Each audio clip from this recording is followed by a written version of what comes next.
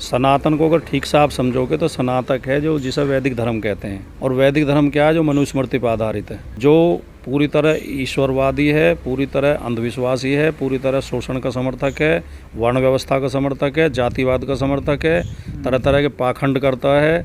ऐसे धर्म से तो मुक्ति मिल जानी चाहिए। धर्म को आधुनिक होना चाहिए, धर्म को वैज्ञानिक होना चाहिए। धर्म को आज की समस्याओं पर धर्म क्या है, मैं आपको एक संस्मरण सुनाता हूँ।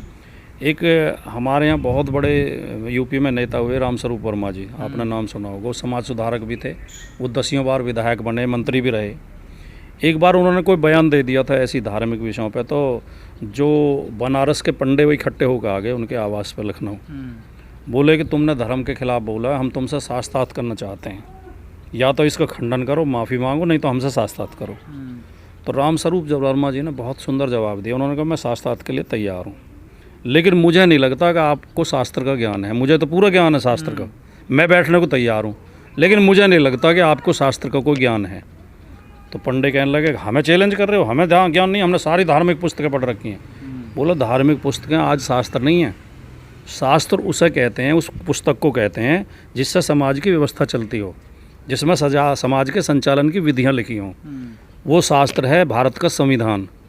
किसी समय मनुस्मृति शास्त्र रही होगी, किसी समय वेद शास्त्र रहे होंगे, लेकिन आज केवल एक शास्त्र है भारत में, संविधान। अगर तुम्हें उसका ज्ञान है तो मैं साथ साथ करने को तैयार हूँ। आप इसका अर्थ समझे?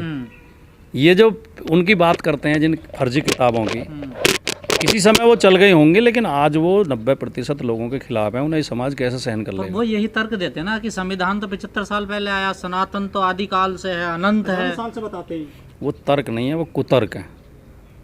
अनंत तो आदि अनंत कोई चीज़ होती नहीं है, हर चीज़ नष्ट होती है, हर चीज़ के रूप परिवर्तन होते हैं।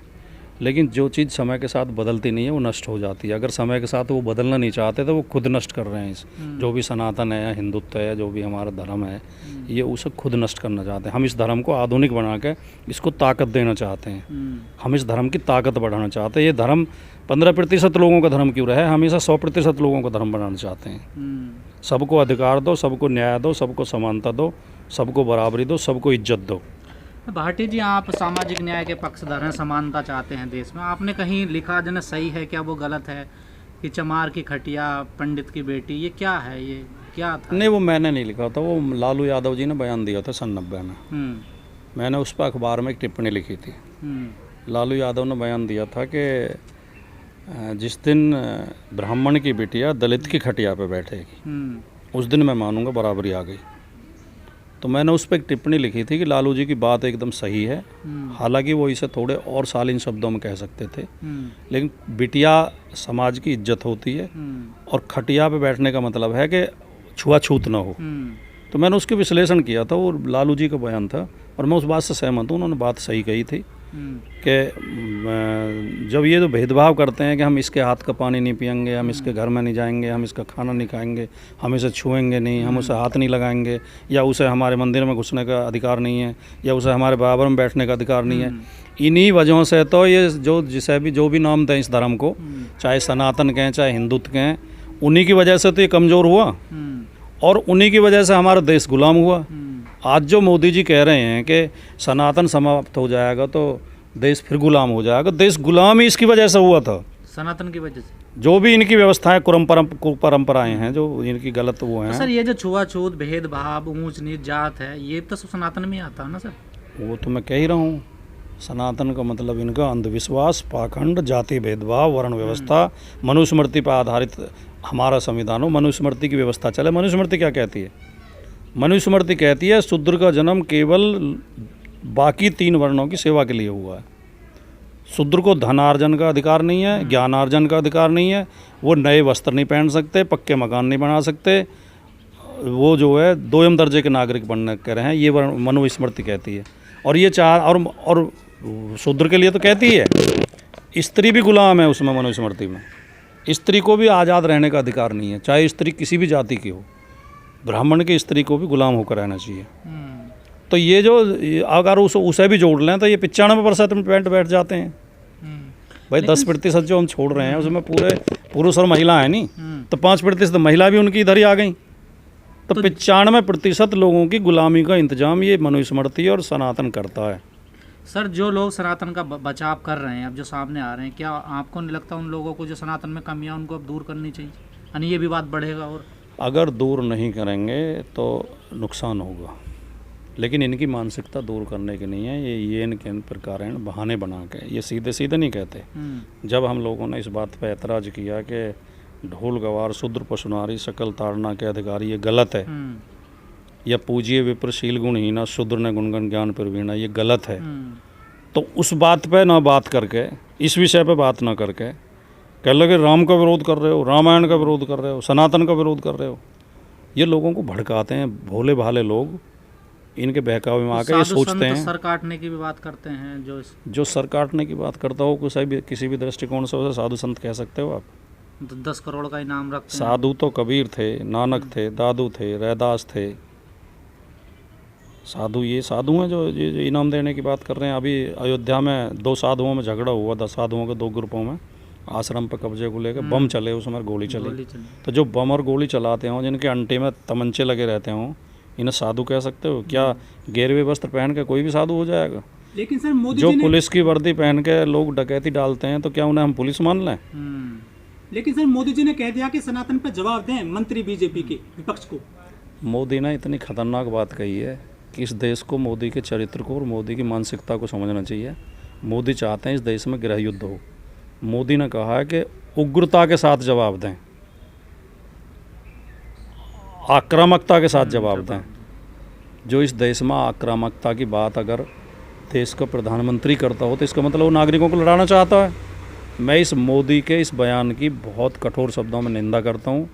ये देश के लिए और समाज के लिए बहुत घातक होगी ये मानसिकता कि उग्रता के साथ जवाब दें, आक्रामकता के साथ जवाब दें।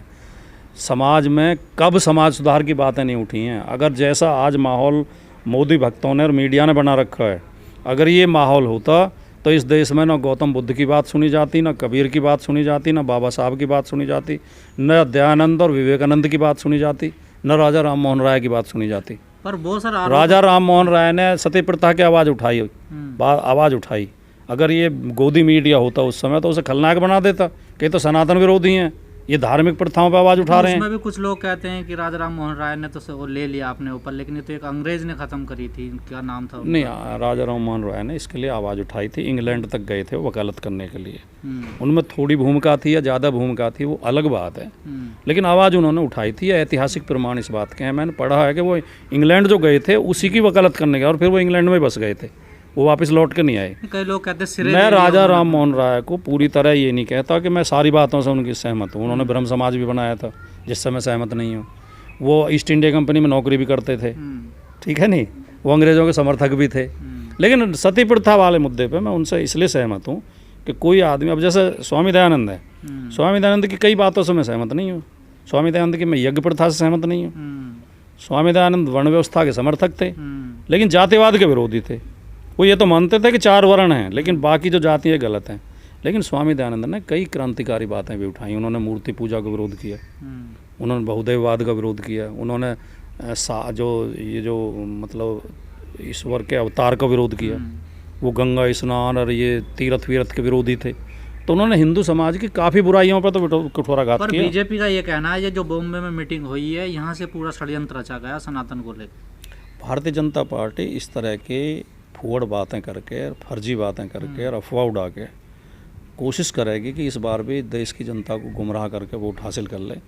लेकिन देश की जनता से हमारी अपील है कि वो मुद्दे को सही तरीके से समझें, इनके बहकावे में ना आए। कोई ना तो सनातन विरोधी है, ना कोई हिंदू विरोधी है। और हम सब पार्टियों का, जो इंडिया में पार्टी हैं, उन सब का ये मानना है कि किसी भी धर्म का विरोध नहीं करना चाहिए, किसी धर्म को नीच या छोटा नहीं बताना चाहिए, किसी के प्रति घृणा की बात नहीं करनी चाहिए। लेकिन एक अंतर भी आप समझो, अगर हम दूसरे धर्म को गाली देते हैं या आलोचना करते हैं तो वो तो सांप्रदायिकता है, और अगर हम अपने धर्म की बुराई पे बात करते हैं तो वो सुधार है, समाज सुधार है। लेकिन सर वो ये कह रहे हैं कि सभी धर्मों में कुछ ना कुछ बुराई है, अच्छाई है, हमेशा सनातन और हिंदू धर्म ही निशाने पर क्यों आता है देश में? जो मैंने अभी बात कही वो यही फार्मूला है। मैं मानता हूँ हर धर्म में कुछ ना कुछ फर्जी बातें हैं, कुछ ना कुछ काल्पनिक बातें हैं, कुछ ना कुछ अंधविश्वास हैं, कुछ ना कुछ सामाजिक बुराइयां हैं, उनमें सुधार होना चाहिए। लेकिन अपने अपने धर्म में सुधार की बात उठाएं। जब हम अपने धर्म की बुराइयों पर उंगली उठाते हैं, सुधार की बात करते हैं, तो हम समाज सुधारक हैं। और जब हम दूसरे धर्म की बुराई उठाते हैं तो हम सांप्रदायिक हो जाते हैं। तो हमें अधिकार नहीं है कि हम किसी दूसरे धर्म पर आवाज़ उठाएं। इस्लाम में भी, मुसलमानों में भी बहुत जागरूक और बहुत प्रगतिशील लोग हैं जो मुसलमानों की बुराइयों के खिलाफ, इस्लाम की बुराइयों के खिलाफ समय समय पर आवाज़ उठाते रहते हैं। पहले भी उठाई हैं, आज भी उठा रहे हैं। हिंदू धर्म में भी हमेशा समाज सुधारक हुए हैं, लेकिन फ़र्क एक ये है कि पहले समाज सुधारकों को सम्मान दिया जाता था, उनकी बात का समर्थन मिलता था। अब मीडिया के कुछ चैनल ऐसे हो गए हैं कि जो समाज सुधारक को ही गाली देते हैं। लेकिन सर साउथ से ये आवाज़ उठी है सनातन को लेकर, ये उत्तर भारत में उस तरह से इसका जो है सपोर्ट नहीं मिल रहा है। आप जैसे लोग बहुत कम हैं जो इस पर अपना बयान दे रहे हैं। जो मीडिया के सामने बोल पाते हैं या मीडिया तक पहुंच है जिनकी, या जो लाइमलाइट में रहते हैं, वो उनमें 99% एक ही वर्ग के लोग हैं। आम जनता में जब आप जाओगे तो इसके समर्थन में बहुत ढेर लोग मिलेंगे। आम जनता तक ये बातें पहुंच रही हैं। आप जैसे छोटे चैनलों के माध्यम से पहुंच रही हैं, बड़े चैनल सरकार की चापलूसी कर रहे हैं और व्यवस्था की चापलूसी कर रहे हैं। इसलिए ऐसा लगता है कि खाली इन बोलने वाले लोगों के गिनती करके मत समझो कि कितने समर्थन में है। सुनने वालों में कितने समर्थन में है, इसका आप सर्वे करोगे तो ज़्यादा लोग हमारी बातों के समर्थन में मिलेंगे।